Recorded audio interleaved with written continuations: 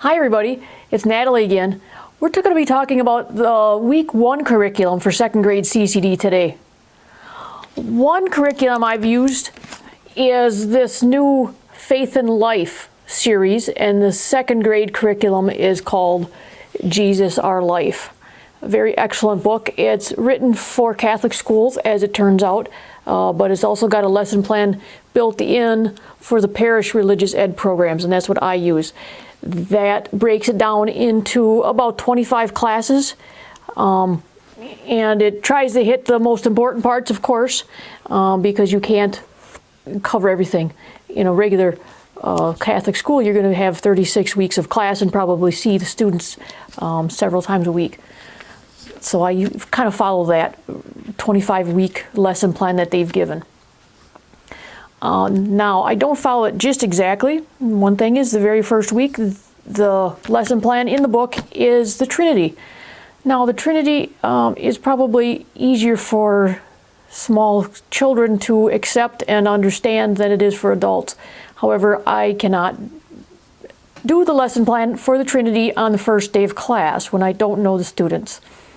So I skip ahead and I do Adam and Eve and creation. One thing I start with is we read out of a book such as this, or any children's Bible, the story of Adam and Eve and creation. One thing I do as I'm reading this, I do what I call a storyboard. On each student's desk, I have several cutouts of various kinds. Here we've got Adam. I've got different animals, trees, things like that.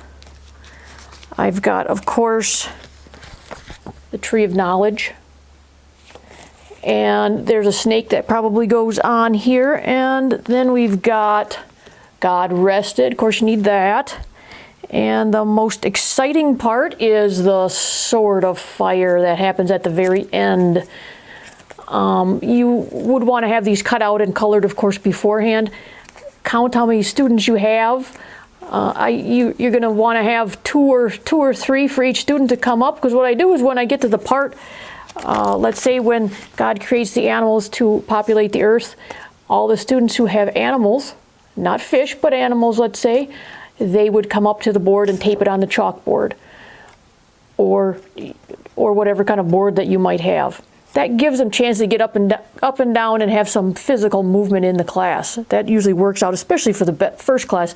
For the second graders, they need that movement. And then as you get to each part, the seventh day, for example, God rested. That helps them to keep in touch with the story as you're going, and it gives them the physical movement as well.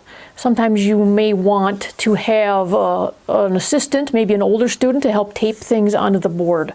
Sometimes that works out as well. The next thing I do after we do that, then I usually hand out a sheet such as this. I call it a comic page. I have these, I made them up myself for all kinds of stories. This gives them the chance to review in their own mind the story that we just talked about. I have them draw pictures for 4 events, hopefully in order. But again, these are only second graders. They're almost closer to first graders than anything else. And so some can only draw things. Some can't write very many things, but I try to have them write at least one word to talk about what's in their picture. And I kind of know which students are better at writing than others, and the ones that are a little better, then I expect them to write a phrase or, several words. But of course, you have to take into account each individual student and what they can and can't do.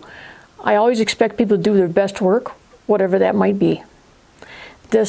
I really believe that this particular sheet that I use, like I say, for many different stories that we talk about, helps the children to review the stories in their own mind and remember them just that little bit better. Well, next lesson, we will go ahead and cover the Trinity. And now by this time in your second or third week, you will know the students just a little bit better. Bye for now.